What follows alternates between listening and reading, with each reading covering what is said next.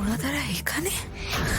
তার মানে মীরাতেই ওদের পাঁচিলের কথাটা বলে দিয়েছে। খবরদার করা,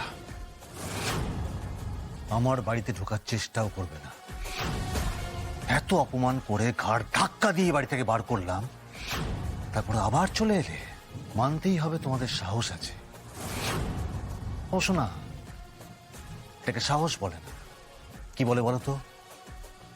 নির্লজ্জতা, বেহায়াপনা।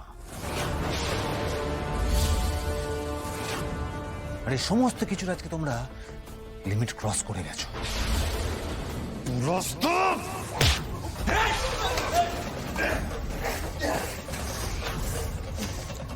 নির্লজ্জতার সীমা আমরা নয় পুলস্ত, তোমরা পার করেছো। স্বয়ং মহাপ্রভুকে অপমান করেছো তোমরা।